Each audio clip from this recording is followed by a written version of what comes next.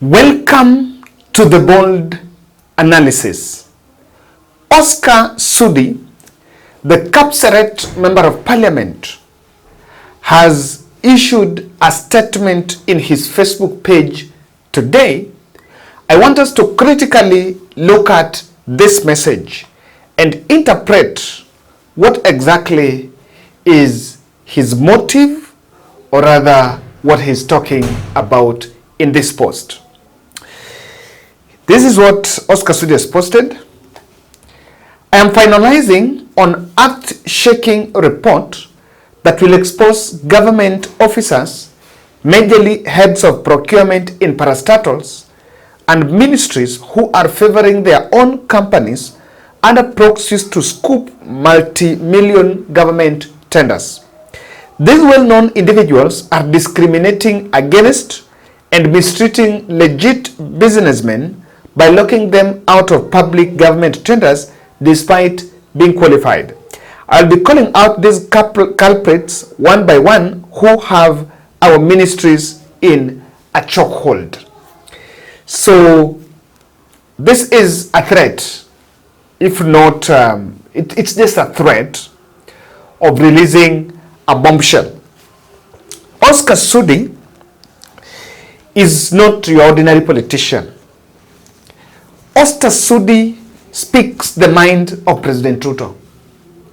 So there are politicians that when a statement comes from them, then that is directly what President Ruto is thinking. And if you think I'm lying, you cannot underrate Sudi, because 2 weeks before the shambolic impeachment of Rigathi Gachagua was hatched, Oscar Sudi posted in his Twitter page and said, in the next 2 weeks, Rigathi Gachagua will not be deputy president. And true to that word, Rigathi Gachagua is no longer the deputy president of the Republic of Kenya. Oscar Sudi also is part of the Kenyan mafia. The Kenyan mafia are the insiders around the presidency. Remember, he's an MP who doesn't appear to parliament. He doesn't go to parliament. And he says, I don't go to parliament, I only go when I'm needed. But he's a wheel master around the presidency.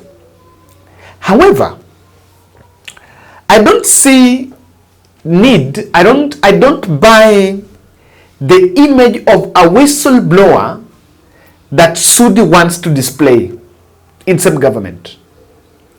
I'm not seeing Sudi as a whistleblower. Yes. And him posturing as a whistleblower is supposed to make the public think he is clean, while in real sense, he's part of that system. I think for him to qualify as a whistleblower, he first needs to walk out of that government. Just resign, walk out. After walking out, then you can whistleblow. But you cannot be whistleblower within that system. To me, there is some personal branding in it. He's trying to sanitize himself. Like, you know, the other issue, President Ruto has been avoiding public display of corruption and even media coverage. And I can tell you this for sure. It's not that Kenya Kwanza is so clean that there is no corruption. In fact, corruption is deep-rooted in this administration. But you know, one thing is, it is not very easy. I think all the loopholes have been tightened. It is not very easy for those stories to get to the mainstream media. If you speak to editors, there's so many stories that are being killed at the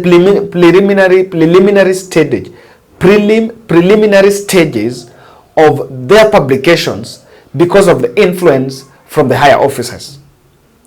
And the time Kenya Kwanza went and picked reporters from the newsroom, and I was saying, the moment Kenya Kwanza went to the newsroom and handpicked reporters to be communication personnel in the government offices, they wanted to create that chain, because they picked senior editors and senior reporters to the government positions. They wanted to create that chain so that they can be able to gag publications of such stories. And so for Sudi to come out that I will publish, I will reveal, that must have the okay of the president. There are people that cannot speak their mind. Unfortunately, that is what it is.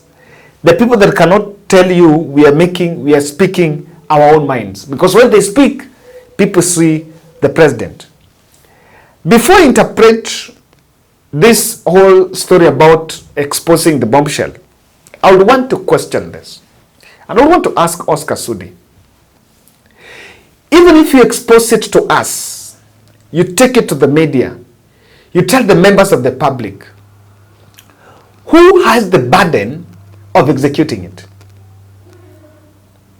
I think if Sudi have evidence, and like he says, and he's doing in the public interest, then that information is not relevant to the members of the public.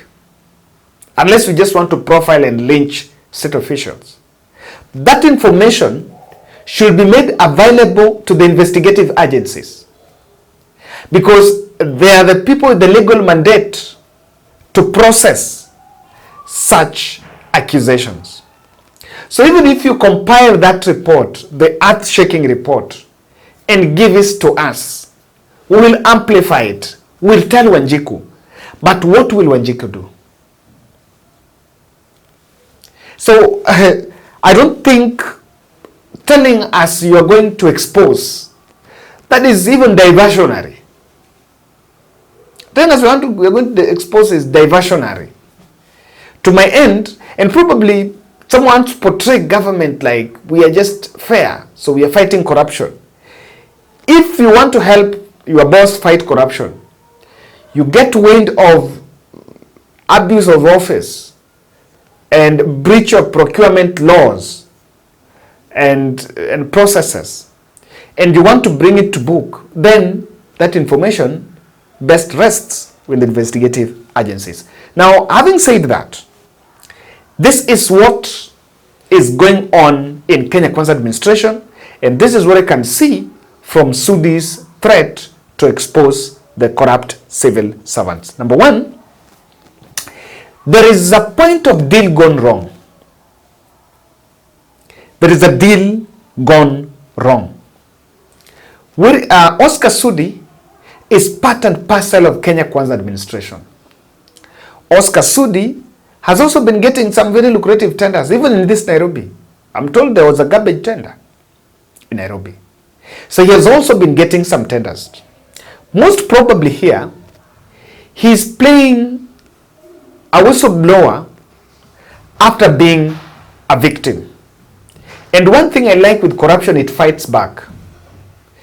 When you expose this, they will cleverly drag your net and they will show the country the way you met Director XYZ and you made this call to try to influence these decisions.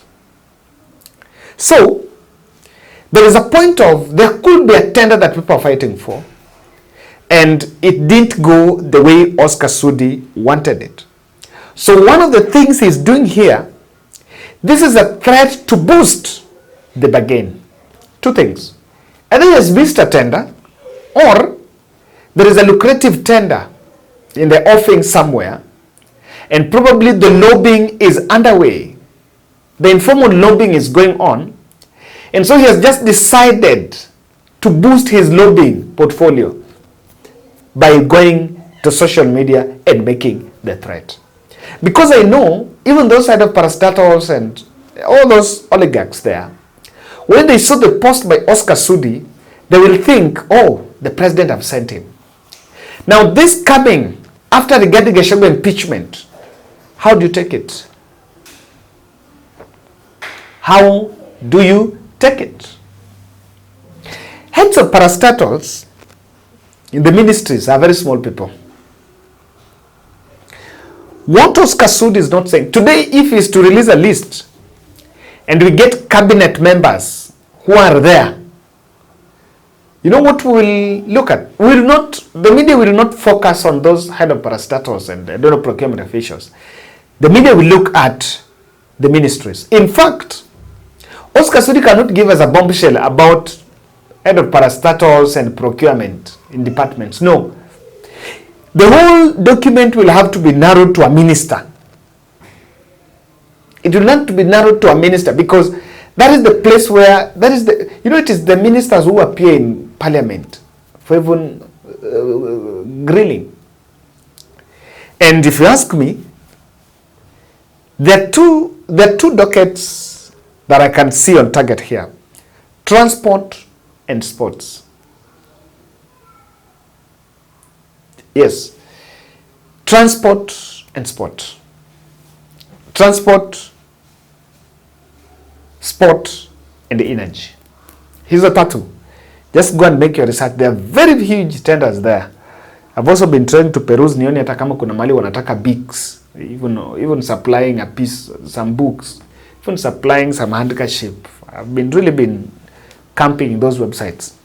You'll get those are huge tenders. Number two, this could be part of a broader scheme to profile that broad-based cabinet to occasion a reshuffle. I can make a projection here. If a list of all those who are corrupt and ministries that are corrupt will come, I will not be shocked to see the ODM pick the Mbadi, Joho. Of course, it will be very predictable, but I would not be shocked to see Mbadi, Joho, Oparanya, and the other gentleman is Mbadi, Wandai, Joho, Oparanya, Askol. I will not be shocked to see the fellows that Raila Odinga injected in government, and Raila said we've given them experts. The experts that were donated to Kenya Kwanza administration. I will not be shocked to see them headlining, being really the names appearing prominent. I'm not saying they're the most corrupt, but this could be part of soiling the reputation and profiling some members of the cabinet so that it will occasion a reshuffle. Remember, there have been all discussion of a reshuffle. And if anything, a reshuffle is even supposed to happen because the interior docket is yet to be filled. So this could be part of it. The other issue, William Ruto's kitchen is under fire. But then let me tell you, the people, when they speak, when Oscar Sudi speak and threatens, the people that shake are those within William Ruto's inner circle. And I'm seeing some fight in the Kalenjin kitchen belonging to the president.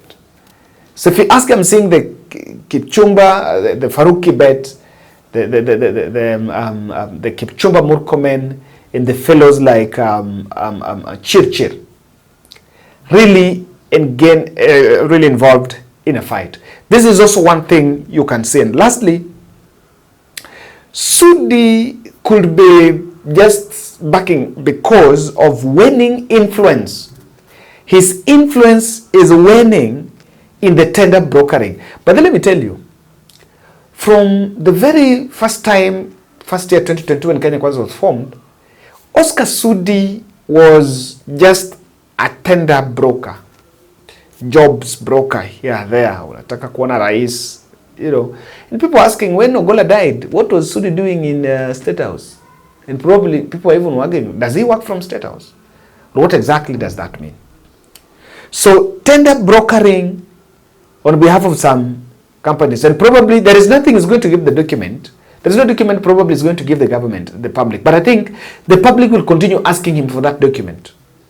If president will call him and tell him, wait, maybe. But the public is waiting for that document. But if you ask me, maybe Anariel is too influence yake na reduce, so he wants to boost his influence. Thank you.